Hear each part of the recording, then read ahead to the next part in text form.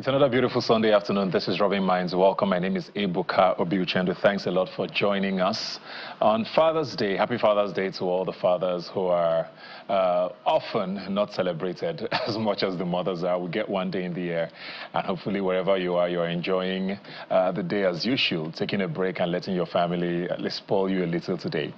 But it's been an interesting week across the country. We did celebrate Democracy Day on Thursday, June 12, and Nigerians woke up first to the news that Mr. President will not be giving the typical morning address to the nation, but it became an address at the National Assembly speaking to Nigerians, or so it looked like at least. We're going to be dissecting all of what happened in the past week with regards to the address, what democracy is like in Nigeria today, the fact that Mr. President did say categorically that he's not a fan of a one-party system, but all pointers, are going in the other direction. And of course, the national honors that were given and those that were missed out as well. I'm joined here now by someone who knows a lot about June 12, 1993, who's a very known actor in the political space and is a human rights activist. Omoyele Sowore is joining me this afternoon. Thanks for being here today. Thank you. Happy Father's Day. Thank you, and I wish everyone happy Father's Day out there. Sorry for dragging you out on a day like this. I mean, like I said at the start of this, we did see Mr. President start off what hopefully will be a tradition. I was particularly a fan of that. I've always wondered why we don't have a State of the Nation, State of the Union, especially in the last maybe decade, when we've now had presidents who don't speak to us for months and months. What did you think of the shift to the National Assembly address before we get into the meat of it? I think there was a need on their own part to give the impression that they need to be close to the people, and they wanted to create an impression also that there's some kind of engagement on Democracy Day. So they opted to go to the National Assembly, which is their favorite ground because the National Assembly doesn't represent, of course, now any kind of opposition to the government. So it's a good place to go be with your friends who are supposed to be the ones doing the checks and balances. But as you know, this particular National Assembly doesn't do checks. They only balance their interests. Yeah. Yes. So it would be a natural place to go. But I don't think anybody received it in any particular way. I don't think people cared whether there was a national speech, or I didn't know about it. I didn't care whether anything happened. Of course, maybe you try to find out from another person what they said, or you found out snipers later in the day. But I was engaged in a different kind of event. I was protesting on that day in Akure, Ondo State, and we were attacked by the APC governor there with thugs. Where was this? This was in Akure in Ondo State on June 12th, yes. So that was our experience, which was different from theirs. We'll get back into that, but I just wanted to, because something you touched on there is, the reputation the National Assembly currently has. And I think one thing that sort of stood out for me, and I've always wondered why it has become a tradition, is this, I don't know whether to call it an anthem, that Mr. President has, "On your mandate we shall stand," which was played at the National Assembly. And a lot of people found it maybe offensive even, that this is a National Democracy Day. And we have this song that seems to celebrate either the party or the man being played at the National Assembly. What do you make of that? And, it's suddenly becoming a tradition wherever Mr. President is. I don't think it started with this president. You should just be worried about Nigerians generally. They would support anything terrible if there's something to benefit from it. That's why psychophancy is an industry here. I remember during the military, there were people whose job is just to tell Babangida he was the best thing to happen to Nigeria since peanut butter was invented. During Abacha's time, they had 5 million man march asking Abacha to transmit from a military gangster to civilian leader. When Obasanjo was there, people asked him to go for third term. When Yar'Adua was there, people covered up his illness just because there was something to gain. As a matter of fact, during Yar'Adua's time, it was the National Assembly who was covering up for him because they were gaining a lot from it. When Jonathan came to power, there was something to gain from it. When Buhari was in power, the Nigerian Bar Association was singing for him at the time he was violating everybody's right at their national conference. So nothing is surprising to me when it comes to this bunch of people. They have nothing else to do than to, make sure that they stay on top of the rubble so that they are noticed, they can get what is in it for them. And that is why the National Assembly is the way it is. So are you saying this is a National Assembly characteristic or a politician's characteristic in Nigeria? It is a national malaise, actually, because these court jesters exist everywhere. At the National Assembly, I think you probably have them everywhere, just like you have in palaces. You even have traditional rulers who are court jesters for politicians. You have pastors who preach and support and pray for politicians. So it's a national problem. But I think particularly now it's very kind of malignant because people are just upset with what's going on. So people can't grapple why in the midst of hunger, starvation, the erosion of fundamental rights and democratic tenets, somebody is sinking on a mandate, especially when everybody questions the mandate in the first place. So it seems like you're walking into, when you listen to that, it feels like a party national conference or national convention. And it's just gut-wrenching. We talked about June 12 earlier, and you said, you were in Akure to protest, and the governor sent, I don't know, at least by your words. Yes. Mr. President has, marked today. He was a significant part of, things in 1993 at the time. Even went on exile, was a big leader in Nadeko at the time. And things have evolved to where they are now. What would you have a day like this look like instead? Because you said you didn't want to listen to Mr. President, you didn't hear his address. On a day like this, what should be happening then? Because most people felt like, he spoke on the day, he's honored people who were affected by this what has basically shaped Nigeria today.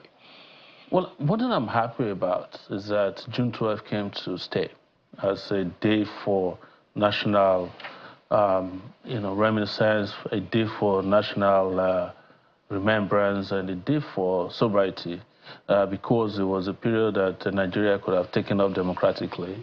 And there was the belief that after the June 12 election in 1993, Nigeria was on its path to democratic progress. It's questionable if that would have been the case, but I want to correct something. And this is this misrepresentation of fact, that Nadeko was the main factor why we had the military leave power. I cannot reduce anybody's participation, including toddlers that were born in those days that got tear-gassed, people whose legs were cut off by the military, people lost their lives. But Nadeko wasn't central to driving the military out of power.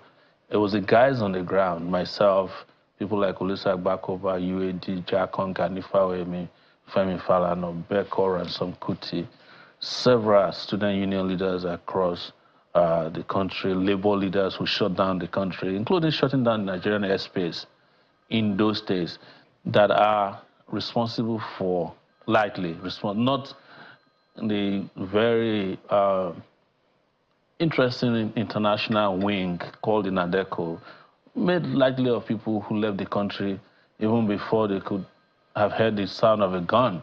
And they were mostly politicians anyway, who got shortchanged in the process. For instance, Bola Tinubu, who is president today, was part of a diarchy that that Babangida set up. And Babangida remained in power and set up a National Assembly. He was one of the senators in 1992 in those days. It would be an insult to those of us who risked our lives, and I'm not talking about myself, I'm representing a spectrum. A number of Nadeko members also did risk. Yes. To now say that the president today, Tinubu, are the main characters, like I said, I do not want to reduce anybody's position or anybody's contribution to nothing, but they weren't the main characters in the struggle for democracy. It was people who were on the ground, mostly young people, labor leaders, when the labor movement and when the National Association of Nigerians today was still real, not the one of blessed memory now that we have around. So, and when you look at what they were doing too, which might sound controversial when they got abroad, when they traveled abroad, it was the same time that they claimed they were fighting against the military, that there was a drug trade going on that led to Tinubu being made to surrender for $60,000. Same 1993 that they said they were fighting for democracy, selling drugs. I don't know, maybe they were funding their own part of the struggle with drug sales. That's a question that they can answer. But I'm just giving you a historical background because I understand that a lot of young people today who don't understand the history of this struggle, most of them who we call the children of democracy, born in 1999, 2000, may not understand some of these things. We were the ones on the ground. We were the ones fighting the struggle. We were the ones who were chased around. We were the ones, people like, a lot of people. That's why I asked, what would you have a day like this be like? So it would have been better if a day like this was to keep struggling for democracy because it's important. And that's why we protest on June 12th, that people understand that we might have already reached transition from military to civilian rule. But what hasn't happened yet is the transition from military rule to democracy. Because all the attributes of the military are still in place. Arresting people, draconian laws, this corruption that you can't challenge, and the fact that, as you mentioned earlier, we seem to be having a one-party state now. Those are attributes of military rule. The attributes and tenets of democracy are quite different. Now that you mentioned that one-party rule, let's get into that because it was one of the highlights of his speech at the National Assembly, talking about how, on the one hand, he doesn't care if the opposition is in disarray because he works for his party. But on the other hand, he's not advocating for a one-party system. But it's not his fault if people keep coming into the fold of the ruling party. You've run for election for president at least, I think, twice in a row now. Yes. With the African Action Congress, I believe. Yes. You are one of these opposition parties that have been talked about. There's a lot of noise now, in some way, with the opposition about all of these measures and trying to form a coalition. But a huge number of those who have taken elective office are slowly crossing in and crossing over to the National Assembly. Most governors in the opposition are mostly mute now. Nobody seems to be challenging the status quo. So I guess you are part of this he's talking about. The opposition is not doing enough, especially to a lot of Nigerians. It's like, what are you people doing? You tweet, you give speeches, but we're not seeing anything that's shifting the needle. Are you not guilty? Well, I'm not guilty for a particular reason, and it is that the blame goes not to just him alone. I'm talking about Tinubu and his party. It goes to how they are manipulating what they call opposition. And the rest go to the rest of us who are supposed to be opposed to evil, who are either complacent or complicit. And the first one I want to address is what they call opposition in Nigeria. Our party is one of the 18 parties left registered. And when we go to party meetings, particularly with INEC, you can tell, and I'm saying it for those who may not know, that there's no opposition party except us in those meetings. How do you mean? They are always in alliance with the government. So what we found out in our own little research is that most of the parties that are left, apart from AAC, are parties that were created by the major parties. So they call them feeder parties or special purpose vehicles. And what they do is that when they want to go into election, they will fund candidates in those other parties.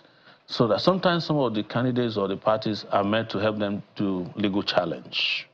So they all go and challenge the election, and whomever has won would approach either the opposition party or the smaller parties and settle them, and everybody gets paid and walk away, and they will hang around.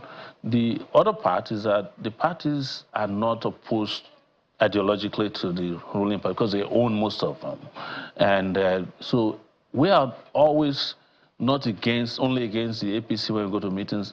In fact, the people that oppose us the most when we go to meetings are these other smaller parties that you think are in the opposition. Does this include the PDP? Oh, yeah. Or the Labour Party? The last time, the Labour Party, I would say, is the worst when it comes to, we go to meetings with them. And that is why you see most of the Labour Party candidates now are moving to the APC. They've always been very excited about belonging to the APC. In fact, that's why I refer to the Labour Party as a short rental. Most of the people that went to the Labour Party saw an opportunity. They were coming from either PDP or APC. They walked in there, grabbed, and then the moment they had the loot, the goodie bag, they went back to where they're coming from, or they went to the switcher part of the space, politically speaking. The same thing with the PDP. When you go to meetings, the PDP guys are always, yes sir, there's no, and this is what they do in meetings with INEC, and in those meetings that we have, that they're also doing that publicly. So there's no ideological difference on our part, because we cannot overlook that. Is that we're small, compact, but we don't have money. We don't have money to compete with them. We don't have the connections to do the wrong things that they do. If we do, we won't do it, and they know that. So they keep ensuring that we don't have the capacity in terms of manpower to do the evil they do, because they know if we do, there's no way they can get away with it. So what I want to say, importantly, is that most of the opposition you see and you call opposition, they created it so as to give you the impression that there's opposition. Interesting. Yes. I hear you now, and there are people who are very wary of anybody who goes from sort of activism to politics. There are people who will give the example of Mr. President now, who was, like I said, but a huge part of... challenge you that your president was never an activist. Where was he an activist? It's your word against his. No, and it's not. A lot of Nigerians. Because against his word. So participating in politics, partisan politics, and being left out of what was supposed to be an arrangement between them and the military is not activism. It wasn't. The people who did activism, you know them. They have names, they have addresses. You see their videos. So what are you saying about Mr. Even President's when I was 21 involvement? years old, you could see me behind that bill. That's activism. You could see me leading protests. That's activism. You see people go to jail. So people like Tinubu who said, oh, they want to come and bomb my house, and the next day he's out of the country. And we never saw them until 1999 when we had driven away the military. They are not people you should call activists. It's just like what June 12 did. The downside of June 12 is that there's a Yoruba adage that says when it rains and it doesn't stop, pigeons and chicken will huddle together. That's what happened. So it provided opportunists, corrupt people, notice me people. Everybody came because June 12 provided that. And people started living the June 12 scene based on what they could grab. One of the things you must have noticed is that the emergence of these people, the APC and the ACN people in Lagos, came from the military. Some of the closest friends of the APC people, the ACN people in Lagos, are still the military people. They are their best friends. Babangida is the best friend of Tinubu. Abdul Salam is Tinubu's best friend. In fact, when they came to power in 1999, I had left Nigeria. The first person they went and gave an award internationally, they arranged an award for Abdul Salami at Chicago State University. We went and protested there. That was where Abdul Salami was served with a lawsuit challenging him over the death of Abiola, which they had to settle out of court some years later, because we pursued that. So they're friends. They're partners in this business of creating the impression that they fought for Nigeria. I am not here saying I'm the only person who fought, but I'm just saying, please, there should be some kind of categorization of fighters, we're not and who is real and who is not real. And the fact that we came to the point... I don't want us to get carried away with... No, we came to the point in the country where... Because we have a lot of Nigerians issues to discuss the guys who didn't win are the ones giving awards to the guys who fought. That's why Nigeria is... I don't want us to really to get to June 12, 1993, because that's not really why we're here. I just want to talk about, today, we still have a little bit of politics to talk before the economy. What are your thoughts, first of all, on this opposition coalition that seems to be brewing? We just talked about it. I mean, there are people who are not going over. We have the Peter Obi's... I happen to know about them. Yes. They are a coalition of people who come from different parts. Just like I was talking about June 12. Different parts of them came. They are all kinds of moving parts. Some are frustrated. Some just want to get out of being targeted for, the corruption probe. Because the easiest way to get immunity from corruption is to say that I'm being persecuted because of So you don't think the coalition is going to work, or it makes any sense? A coalition that has El-Rufai, has Malami, a coalition that has Amechi, all these guys, Aregbe Shola, these are Buhari's people. 2 months ago, you know? So I don't know, maybe there's something wrong with us as Nigerians that our memory is so small in terms of megabytes that we can't even remember the people who did us dirty. There's no way these coalitions they are setting up will work. And most of the coalition that as members you're seeing are people who will eventually go back anyway to the APC. Because so what's that is, and don't forget that APC was a coalition. So this is not the first time we are going to see this coalition. The coalition, you're saying, is just... So what's your plan? I don't know if you're going to run again in 2027. I don't know what your plan is politically. But what's the plan? Because we hear a lot of people complain about we need someone to stand up, or people. What are you doing differently? Because you've done the same thing twice now. No. See, what people must understand, and I'm speaking to Nigerians now, this idea that somebody is going to stand up for you is the biggest mistakes Nigerians can make. You cannot be 200 million people and always asking somebody to stand up for you, be looking for Messiah here and there. Messiahs can exist, but they must also have followers. And Nigeria needs more than, one.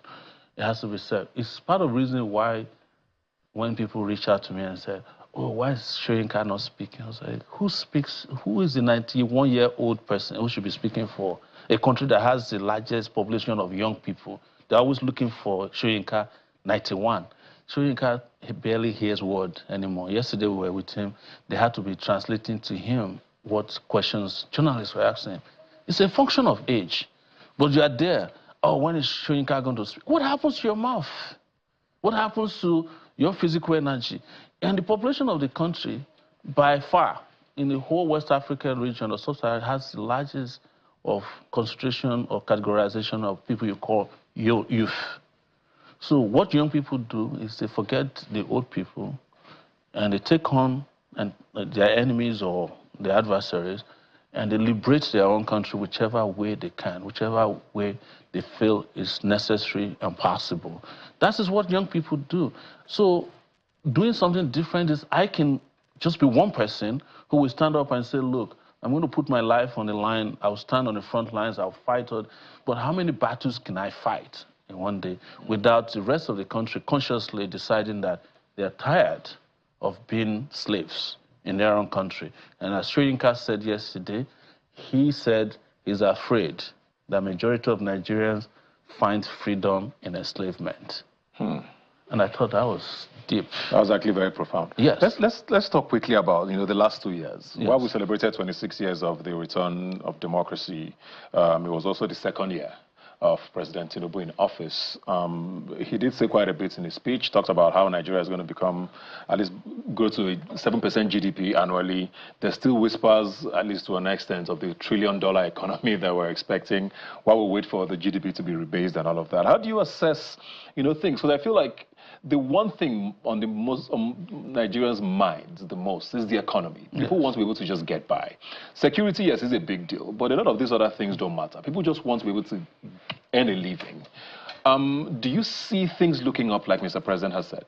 I think the only people for whom things are looking up is the president and members of his family, his business partners and cronies. We have to admit that. They're doing very well. Anybody who came into office in the last 1 year and could buy himself a private jet that you can refer to as a jumbo jet, retrofit it for millions of dollars is doing well.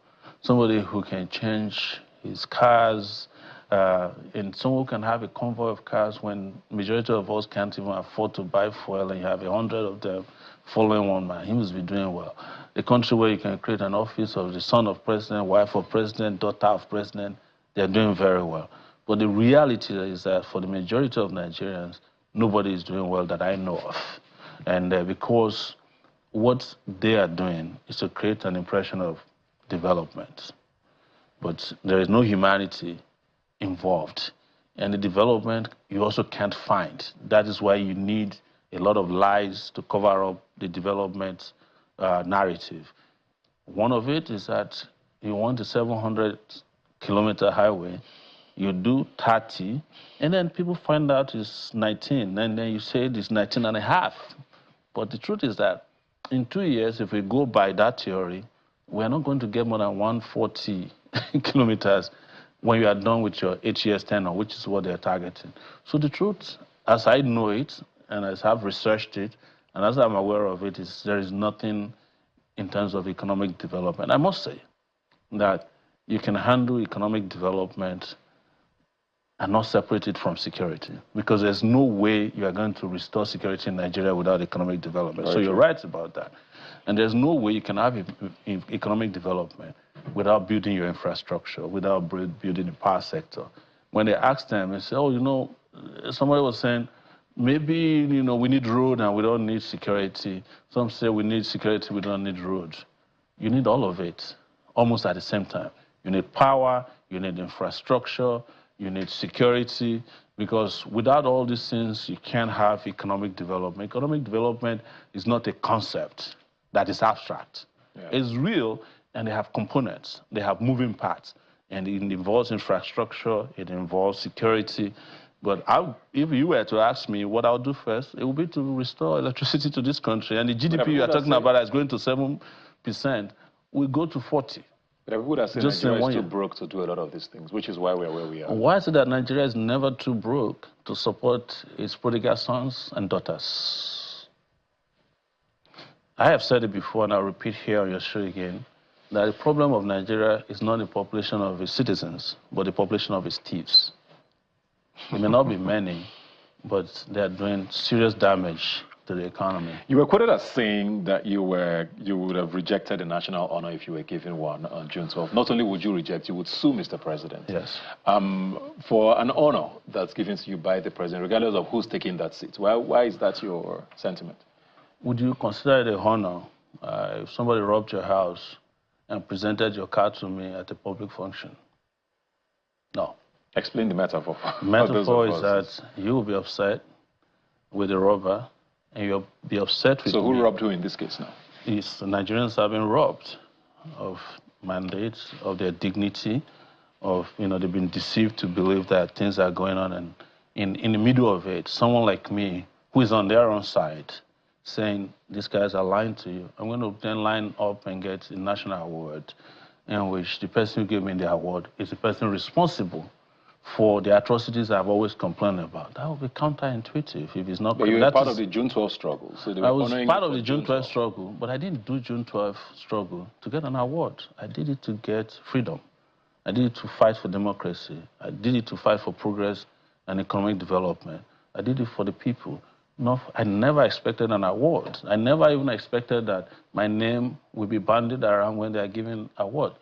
And generally and personally, I do not accept awards. I've never been anywhere where they give people awards, because I know what it means for someone to be approached and say, we have an award for you.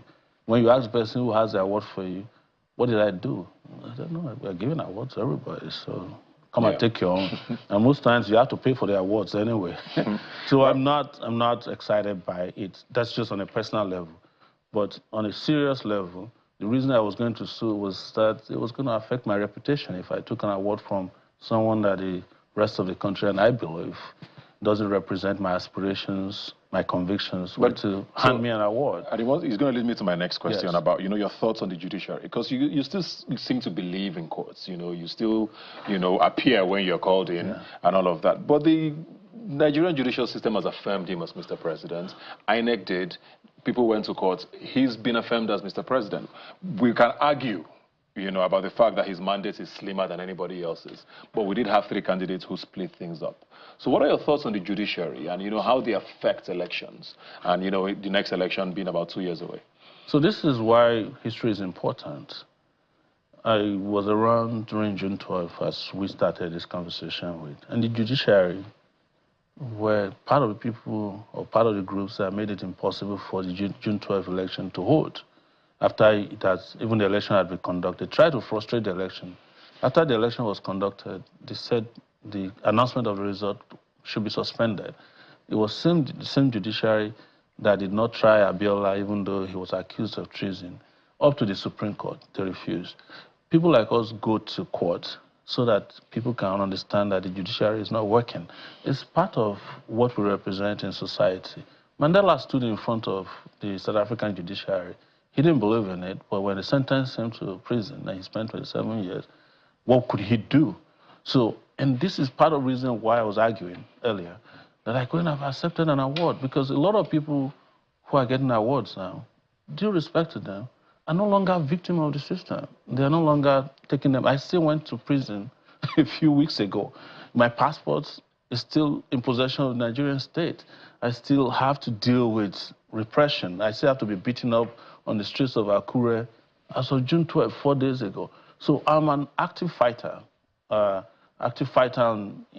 the fight against repression. So there's no time for me to look back and, turn to, a pillar of salt. Well, we need to go now, but just as quickly as we can, maybe in a minute, because the people might listen to this, and so I'm sure you get called that a lot. They say all you talk about is the problems, you are an agent of negativity. Do you see any bright spots in the coming years for Nigerians to hold on to? We are very hopeful people. Sometimes it's a bad thing because we keep holding on to hope that never comes. Do you see any glimmer of hope in the horizon for Nigerians? I'm not here to be a motivational speaker. So if you are going to be hopeful for the future, you must embrace the reality and fight for the future that can give you hope. And hope is not enough. It must be about the progress you want to see in the future. There's no country in the world where people just hang on to hope. Those are for people who want to go to a different planet called heaven. Even for those who want to go to heaven, the prescription to go to heaven requires that you fight for the reality here, a world that allows you to have a breathing space, to have progress, to make some kind of, a living time out here that is not hell. So it is the reason why I often say this, today's Sunday, that I don't think Nigerians will go to hell because we've already been in hell for so long now. There's no point sending us back there. Thank you very much, Omoyele Sowore. Before we go, are you running for president again? I know you wanted to ask the question, so we will have to come back on your show again when we're ready. Okay. Yes. You feel like it's too early to talk politics? What do I do and breathe and talk about is politics. And that's why you were saying earlier that people think, oh, maybe I'm always negative and I've provided the best solutions so far, including on this show. I think people must now start tuning to the right channels to listen to ideas instead of ideals that don't work. All right. We'll keep our fingers crossed. Maybe in a year's time or less, you'll be ready to speak with us. Yeah. Thanks a lot for joining us today. Thank you and so happy much Father's Day again. Wish you all the best.